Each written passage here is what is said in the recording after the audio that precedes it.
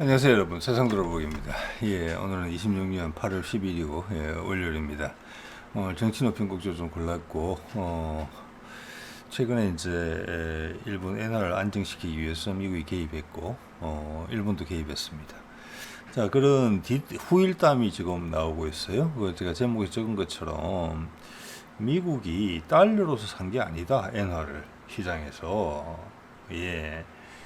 이제 미국도 이제 통화 안정 기금이라고 할까요? 전 세계 이제 패권국의 입장에서 이제 전 세계 주요 통화들 어떻게 보면 이제 현재 달러 다음으로 많은 이제 지배력을 가진 통화가 유로거든요. 그 다음 모르겠어요. 엔화 정도 될지. 뭐 위안화를 미국이 얼마나 갖고 있는지까지는 모르겠어요. 자, 그런 와중에 미국은 현재 돈을 그때 10 빌리언 쓰겠다, 100억 달러 쓰겠다 했었거든요. 100억 달러면은 우리 돈으로 한 20조? 이 정도에서 시장 개입했고, 그걸 한껏 홍보하면서, 일본 정부도 같이 나서서 하고 있다 하면서 적은 금액을 투자해서 최대의 효과를, 어차피 이제 경제란 부분은 심리적인 거니까, 펼치는 작전을 펼쳤다 이렇게 볼 수 있고, 그거 뒤에는 뭐 좀 여러 가지가 있는데, 물론 가장 위험한 것은 일본이 망가질 가능성이 있다는 것이고, 일본이 망가지기 전에는 일본이 지금 전 세계에서 아마 미국 국채를 제일 많이 가지고 있을 거예요. 그걸 팔아치울 수가 있다.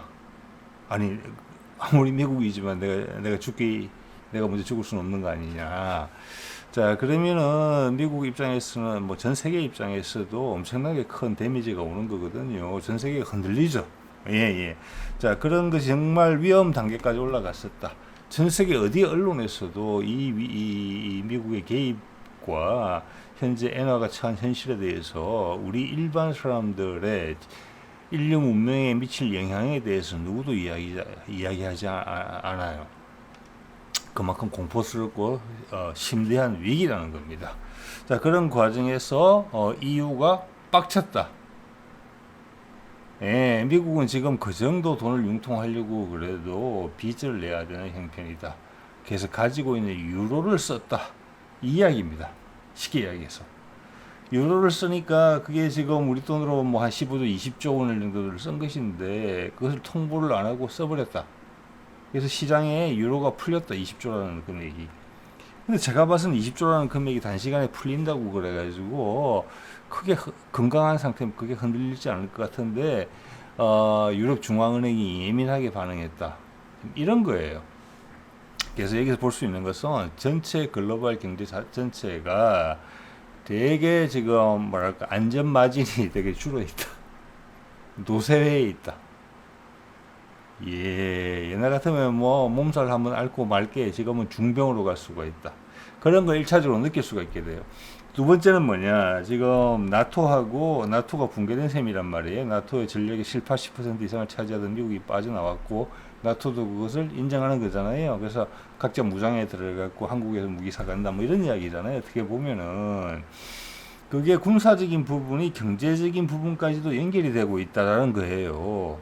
유럽 중앙은행이 유로를 가지고 날 지키겠다. 이제 더 이상 미국을 무조건 떠받쳐주는, 달러를 무조건 떠받쳐주는 그런 행태를 안 하겠다. 이 신호가 같이 나온 거예요. 그래서 이것은 어떻게 보면 되게 당연한 거예요.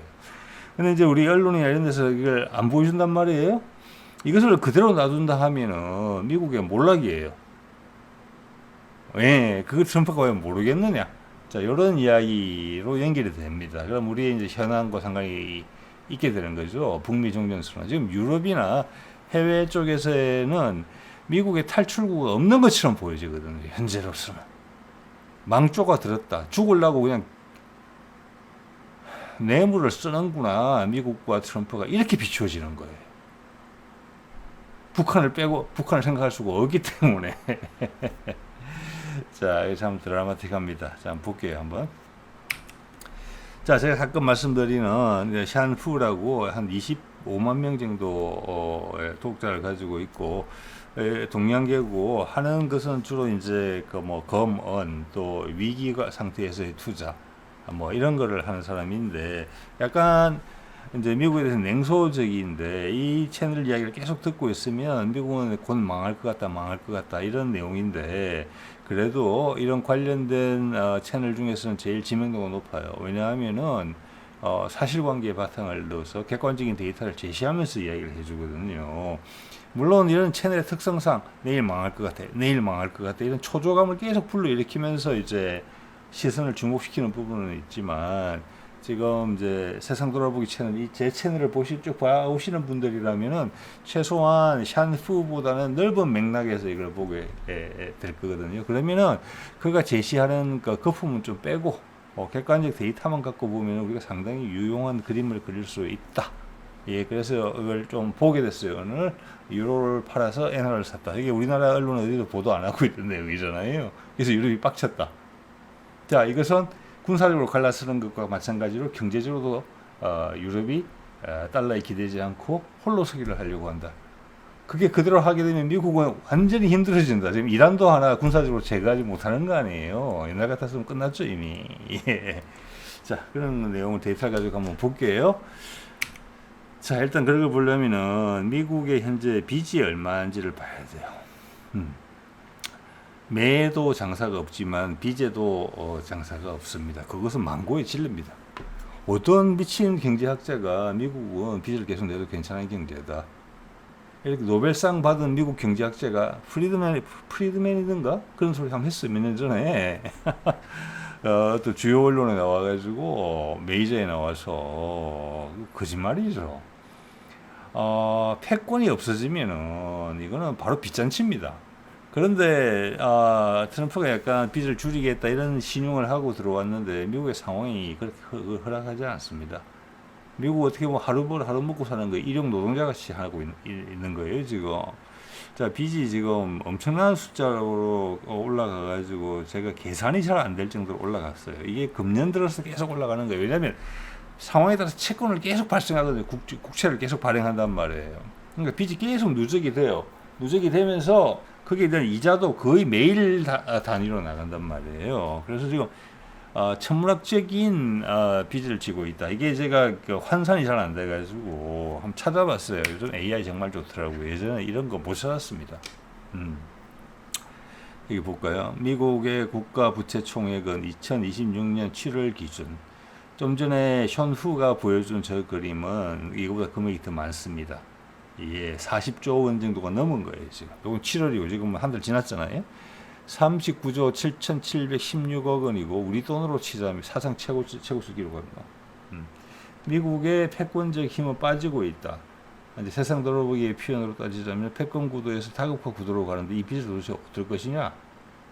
뒤에 무력과 정치적 지배력으로 이 빚을 정당화시키고 세상의 안전자산으로 만들어 놓은 거고, 그걸 미국 국민들 진짜 빨아먹은 거잖아요. 지금 몇십 년간. 근데 그거 미국 패권이라는 우산이 없어지면 이게 버틸 수 있는 거냐? 못 버텨지죠. 그래서 이런 사람의 시각에서 보면 미국은 망조가 들은 거예요, 이미. 우리나라 돈으로 계산하면 제가 이것 때문에 찾은 건데 5경 4천조가 넘는 막대한 금액이 있다. 뭐 엄두가 좀 안 나는 금액이고요. 자, 최근에 2026년 밑에가 재밌는 내용이네요. 이거 우리나라 언론 같아서 보도를 안 하잖아요. 이런 거를 한번 근데 구글만 찾으면 금방 나와요 또. 이게 볼까요? 2026년 3월에, 금년 3월에 39조 달러를 넘어섰고 40조 달러 돌파를 목전에 두고 있다. 좀 전에 아마 40조 달러 넘었을 거예요, 그게. 정가 원인은 뭐냐? 지속적 재정 적자, 대규모 정부 지출, 그리고 재밌죠? 하나, 이게 있어요. 불어나는 국채 이자 비용이 주된 원인이다. 제가 어제도 잠깐 말씀드렸어요. 제가 몇 년 전에 바이든 때 봤을 때 미국 1년 예산에서 이 국채 발행한 거에 빚을 이자 주는 게 20%가 넘는다. 지금 훨씬 넘었을 것이다 했는데 현재 21 어떻게 나올 거예요? 22, 23% 되는 것 같아요. 제가 빨간 동그라미 했죠. 구글에서 이렇게 이야기 찾아준 거예요. 연간 부채 이자 지출이 국방 예산 등 주요 국가 예산 항목과 맞먹거나 웃도는 수준이다. 이 말은 뭐냐? 빚을 내서 빚을 갖고 있다. 원금도 아니고 이자를 내고 있다. 즉 우리한테 익숙한 표현으로 이야기하자면은 카드 돌려막기를 하고 있다. 이거예요. 어떻게 이렇게 할 수 있었던 것은 예, 미국 사람이 이걸 다 안주한 거예요. 즐긴 거죠. 미래를 위한 투자를 안 한 거죠. 배도 하나 제대로 못 만들잖아요. 탱크도 하나 제대로 못 만들잖아요.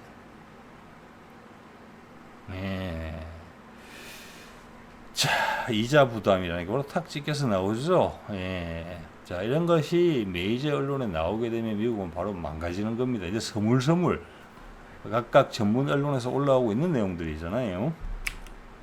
자, 이걸 보면은 매년 1월 달부터 딱 시작을 하게 되면 거기는 10월 9월 10월부터 시작하잖아요. 미국은 저기 그 회계 연도가 그래서 10월 달부터 나오는 거거든요. 그래서 그때부터 이제 국채 발행 그 시기에 따라서 이자가 계속 나가는 거예요. 엄청난 발행이 됐기 때문에 지금 이자가 당연히 그러니까 연 말로 가면은 회계 연도가 끝나는 쪽으로 가면 당연히 늘죠.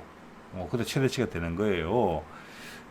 당연히 그러니까 지금 최대치를 부채 발행이 최대치를 넘었으니까 피스칼리 회계 연도 2026년에 이게 지금 6월 달까지 8,270억 달러였어요. 이자 중계. 최고죠, 이게. 자, 공신적인 데이터로 말씀드리는 거예요. 이걸 국내에서 주요 언론에서 또는 TV에서 나와서 하는 전문가들의 입에서 절대 보기 힘든 내용입니다. 자, 보통 1 빌리언 달러가 현재 환율로 치면 1.4조 원, 1.5조 원 정도 된단 말이에요. 그러면 이게 한 1200조? 1300조 되는 돈이에요. 우리나라 1년 예산이 1000조가 안 돼요. 제가 기억하기로는. 그거의 1.3배 되는 금액을 채권의 원금도 아니고 이자만 내는데 쓰고 있다는 거예요. 이 이자를 내기 위해서 또 빚을 빌리고 있는 상황이라는 겁니다. 여기서 패권적 지위까지 없어지면 어떻게 되느냐? 미국은 도대체. 그럼 세상은 어떻게 되느냐? 샤오푸는 그걸 대해서 이야기를 해줘야 돼요. 망할 것 같다 동의하거든요. 그냥 이게 그대로 진짜 망하면 중국은 괜찮나? 유럽은 괜찮나? 전 세계 망가지는 거예요. 그거 미국이 그냥 안 죽죠. 최대한 발버둥 치다 죽겠죠. 그럼 세계 전쟁 되는 거예요. 예. 자, 그까지는 시선이 안 간다.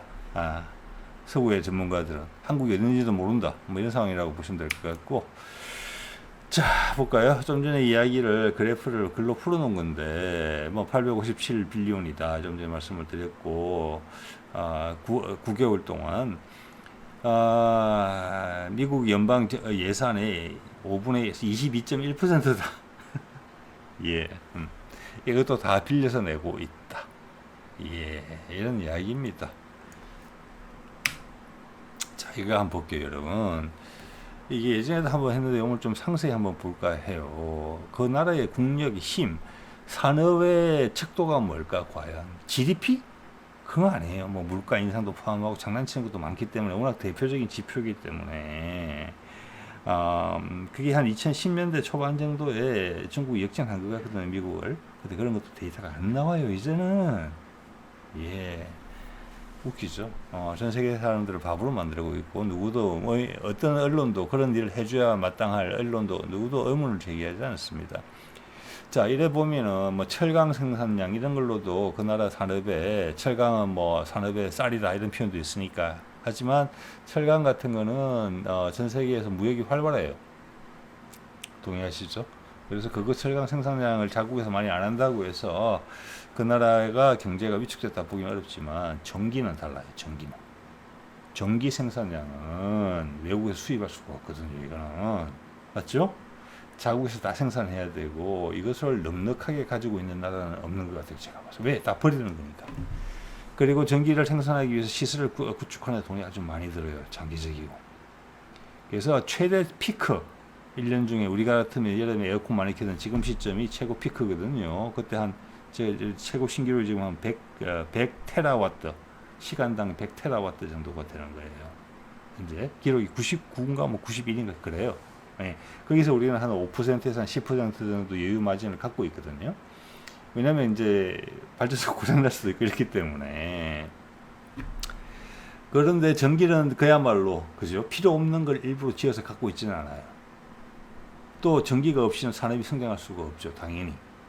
그러니까 이거는 전기의 총 생산량이라는 것은 그 나라의 산업적 활력을 그대로 보여주는 거예요. 이게 GDP보다 훨씬 나아요. 자, 요 추이를 한번 볼게요. 지금 이제 오늘 주제가 되는 것이 미국이고 또 일본이죠. 엔화가 흔들렸기 때문에 유럽은 또 어떻느냐? 유럽도 녹록치 않아요. 이런 이 데이터 아직 한 3장 정도 보여드릴 건데 좀 작아서 안 보이시겠지만 큰 화면으로 해서 한번 보세요. 제가 큰 화면으로 좀 보여드려야 되겠네요. 제 얼굴은 감추고 1987년, 1985년에 플라자 합의를 통해서 미국이 그때 이제 좀 위기를 느끼고 중국 일본하고 유럽 국가들이 너무 올라오기 때문에 일본과 독일 대표적으로 이 두 나라의 화폐 가치를 인위적으로 올리게 됩니다. 그래서 그들 산업의 수출 경쟁력을 떨어뜨려요. 그 이후로 지금 잃어버린 30년, 40년이 된 거거든요. 일본 같은 경우는. 자, 중국이 올라오니까 지금 한 20년 전인가 15년 전인가 모르겠습니다. 그 정도 전에 처음에 일본하고 똑같이 일본에 대했던 것처럼 똑같이 위안화 절상을 요구했던 거 여러분 기억하실 겁니다. 중국이 거부했죠. 그때부터 세계 이제 패권 경쟁에 들어간 그런 상황이거든요. 자, 절대량을 볼게요. 1987년이에요. 미국이 2771 압도적으로 1등이었고 2등이 러시아였고 3등이 약 700 정도예요. 일본이었어요. 그 다음 순서가 독일, 그 다음 중국, 캐나다 이 정도 순이었어요. 그때 중국이 미국의 5분의 1이 안 됐어요. 이때는 뭐 비교할 그게 아니죠. 87년도만. 우리나라는 전 세계 20이었어요. 80이었어요. 80. 네. 이게 87년도입니다. 이걸 한번 볼게요. 그 다음 2009년으로 한 20년이 지나서 2009년으로 오면 제가 이 해를 고른 이유는 이때 미국과 중국이 역전을 하게 됩니다. 2009년에. 미국도 꽤 늘었어요. 한 40% 정도 늘었지만 중국이 6배, 7배 늘었거든요. 그래서 이때 추월이 돼요. 일본도 30-40% 늘어서 일본 이때까지 괜찮았다는 겁니다. 1138이었어요. 한국의 순위는 100도 생산하지 못하다가 한 5배 정도 늘어가지고 순위가 한 10위권으로 올라왔어요. 유럽 국가들이 밑으로 빠지기 시작합니다. 이때부터. 네. 이때부터 활력이 떨어져 있었던 거예요. 그리고 2023년 가장 최근 데이터고 이 데이터는 신뢰할 만한 데이터로 보이거든요. 중국은 한 15년 사이에 2배 이상 더 커져서 9,459가 되고 미국하고 2배 차이가 넘게 나요. 지금 2배 차이가 이상 나요. 이게 그냥 다 설명해 주는 거예요. 미국은 지난 2009년하고 비교해서 14년이 지나는 동안 거의 정체돼 있어요. 그때 얼마 있느냐 4,000이었거든요. 4,000에서 4,200이 됐어요. 예.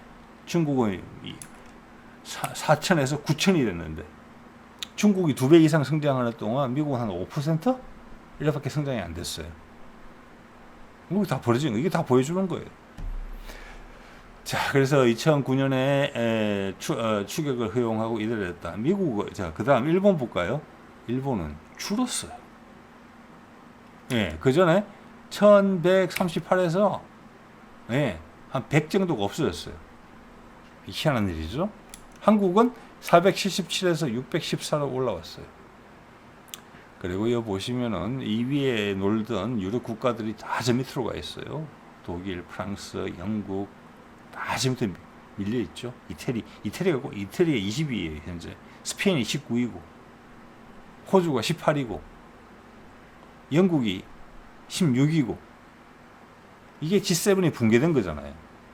그리고 이들 나라들이 현재도 유엔에서 뭐 상임 이사국 이걸 하고 있잖아요. 그런 놀이를. 이게 현재 상황을 반영하는 거냐? 아니다라는 거예요. 저 위에 있는 멤버들을 새로 구성해야죠. 자, 전력 생산량은 그 나라의 산업의 활성도랑 그냥 일치하는 거죠. 그죠? 여러분 그 점은 동의하실 거예요. 즉 유럽이 대폭 퇴조했고 미국은 정체되어 있고 일본도 정체되어 있다. 이게 일본은 30년이고 미국도 똑같다. 16위가 지금 영국이고 터키한테도 역전당했네요. 인도네시아 그 위에, 멕시코 그 위에, 이란 그 위에, 사우디 그 위에. 그 다음 명분을 체면치레 하는 게 독일과 프랑스가 우리 밑에 있습니다. 예. 그리고 지금 언급드린 G7의 주요 역할을 하는 이들 유럽 국가들은 다들 인구가 우리보다 많아요. 8, 7, 8, 9천만 원 되는 나라들이에요. 근데 우리가 5천만 살짝 넘는 우리가 그 전기를 훨씬 더 많이 생산하고 있다? 일본은 1억 2천만이에요. 우리보다 2배 이상이 더 있어야 돼요. 같은 비례로 따지면은. 근데 일본은 20년째 줄고 있잖아요. 줄고. 미국도 정체돼 있고. 자, 이 활기가 어디에 있느냐는 겁니다. 그래서 현재 G7은 껍데기밖에 없다. 그럼 미국이 버리는 거죠. 미국이 자기한테 도움이 될 것 같으면 버리겠습니까? G7 EU 우리가 다 선진국이라고 지금도 부르는 사람들이 있는 그런 나라들이 다 저 밑으로 가 있잖아요. 자, 이래서 세계 지도가 바뀌고 있는 것이고 이것이 이런 상황을 그대로 반영한 것이 지금 이야기 나오는 패권 구도에서 다극화 시대로 간다는 거예요. 그 다극이 될 나라들이 밑에 있는 나라들은 아니에요. 10위권 안에 있는 나라들이 다극화 되는 거고 프랑스하고 독일 정도는 열심히 노력하면 어떻게 될 수 있어요. 위에 있는 나라들과의 새로운 관계 정립이 필요하겠죠. 그래서 이태리 멜로니 총리가 우리한테도 오고 영국의 N 공주도 우리나라 날라오고 이러는 거잖아요 지금. 자, 여기서 제가 거듭 말씀드립니다만 이대로 미국이 뭐 일본 정도는 모르겠지만 미국이 그냥 망가져서 싹 빠진다. 패권이 날아간과 동시에 전 세계 대중들이 전 세계 시민들이 현타가 와서 미국 개뿔은 이렇게 하면은 그것이 괜찮냐? 그것이 중국이 이겼다고 배 띵띵거리면서 세계를 제패할 수 있는 건 절대 아니죠. 다 망가지죠, 세상이. 이 질서 자체가 망가지죠. 의미가 없어요. 이 순수 매기는 자체가 의미가 없어진다는 거죠. 자, 그런 작전까지 지금 써져 있다는 거예요. 그래서 전 세계가 주요 국가들 동의하에 최소한 이 20개 국가들 정도의 동의하에 다극화 세상으로 간다는 거예요. 다 핵무기 가진 세상에서 2차 세계대전 같은 3차 세계대전을 발생시킬 수가 있겠느냐? 없지요. 자, 그래서 과연 트럼프가 북한의 레버리지를 어떻게 활용할 것이냐, 이게 안착하기 위해서 달러를 살리는 방법이다. 자, 이런 말씀을 드릴 수 있을 것 같겠고, 자, 오늘 주제로 돌아가서 이 내용이 파이낸셜 타임즈에 나온 이 기사가 그 기사예요. 미국이 엔화를 구하기 위해서 엔화를 샀단 말이에요. 그럼 자기들이 가지고 있는 유로화를 통해서 유로화를 투자해서 팔아서 샀다. 자기들이 달러를 사용하게 되면 빚을 더 내야 되니까. 그래서 가지고 있던 유로화를 샀다. 이것은 그래놓고 거래하고 나서 EU 중앙은행 장인 이름이 있죠. 크리스틴 라가르드한테 통보했다. 이 말은 뭐냐면 우리 열받았다는 거예요. 이 정도 큰 금액이 예를 들어서 지금 한 20조 이렇게 되는 거잖아요. 시장에 갑자기 풀려 나오면은 미리 통상적으로는 사전에 통보를 했다는 거예요. 서로 양해를 구하고 혹시 데미지가 있을지 모르겠으니까. 근데 지금 그만큼 예민해져 있다는 겁니다. 이 정도 금액이 시장에 갑자기 풀리게 되면은 유로화의 가치 자체가 흔들릴 수 있다. 그런데 사전에 협의도 없었다. 자, 이거는 전체적으로 체질이 엄청나게 약해져 있다. 이런 이야기로 이해가 돼요. 자, 이런 것은 아마 국내 언론에서 잘 보도가 안 됐을 것이라고 봅니다. 자, 그래서 이거 보면 금년 6월 달에 나온 7월 달에 나온 기사인데 이 내용이 뭐냐면 좀 복잡해 보이잖아요. ECB 하면 이제 유럽 중앙은행인데 이게 뭐냐면은 리포라는 게 있어요. 리포 패실리티라는 건데 저도 이거를 이제 처음 봤기 때문에 살짝 찾아봤습니다. 요즘 뭐 인터넷이 좋으니까 금방 답이 나오더군요. 이게 뭐냐면은 기존에는 미국 FRB 같은 데 쓰는 방법이에요. 내가 돈을 빌려줘요. 돈을 빌려주고 뭐 다른 것을 통해서 빌려주는데 그 어느 기간이 지나면은 내가 빌려준 금액에 대해서 내가 이자를 더 정해진 이자를 더 쳐준 다음에 내가 반드시 사겠다라고 약속을 하고 돈을 풀어주는 거예요. 그러니까 수익이 빌려가는 입장에서 수익이 보장이 되는 거고 담보 같은 걸 제시 안 해도 되는 거예요. 자, 이거는 뭐냐면은 쉽게 이야기해서 중앙은행이 미국의 연방준비위원회 정도가 그렇게 하고 있었던 것 같아요. 이제 유럽 중앙은행도 그 신용을 한다는 거예요. 즉 돈을 빨리 푸는데 유리해요. 부담은 안고 있죠. 내가 이자를 확실히 준 다음에 받아야 되니까. 그 다음 떼일 가능성도 있죠. 또. 그러니까 이것은 상당히 적극적인 돈을 푸는 방법이다. 자, 이것은 뭐냐면 쉽게 이야기해서 자금 흐름이 경색돼 있을 때 시장에 아주 자극적이고 적극적인 방법으로 돈을 빨리 푸는 방법이다. 빌려가는 사람이 엄청나게 수월하게 이익을 보장받는 그런 방식이죠. 미국 정도만이 써왔던 방식이고 미국이 빚으로만 돌아간 지가 꽤 오래됐기 때문에 근데 이게 기사 내용은 뭐냐면은 유럽 중앙은행도 이 방식을 적극적으로 쓰기로 한다. 금년 4분기부터. 예, 즉 우리도 달러가 아니라 유로화의 뭐랄까 사용처를 계속 유지하고 늘리기 위해서 적극적으로 유로화를 융통시키겠다. 공격적으로 유로화를 풀겠다. 즉 과거 같았으면 달러의 눈치가 보여가지고 유로화는 좀 안 그랬는데 이제는 달러처럼 하겠다는 거예요. 자, 이것은 경제적으로도 금융적으로도 달러랑 별개다. 나토가 붕괴돼서 군사적으로 별개가 된 것과 마찬가지로 이제 각자 도생이다. 모든 분야에서 이걸 읽을 수 있는 부분이에요.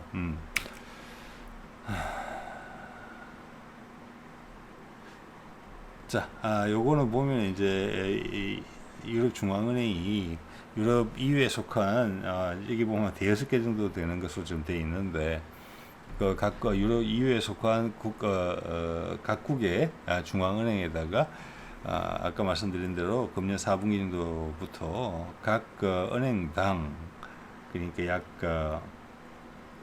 500억 유로 정도에 한해서 그런 식으로 돈을 풀 수 있게 하자라고 좀 전에 이제 말씀드린 리포라는 부분을 갖다가 조금 구체적으로 설명한 기사예요. 예. 자, 이렇게 되면은 해외 시장에서 해외 수요처에서 말입니다. 달러하고 경쟁을 하겠다. 왜냐하면 조건이 똑같아진다는 거예요. 각 중앙은행당 500억 유로까지는 즉 달러랑 경쟁을 한다는 거예요. 똑같은 돈으로 유로 빌려가라, 달러 빌려가지 말고.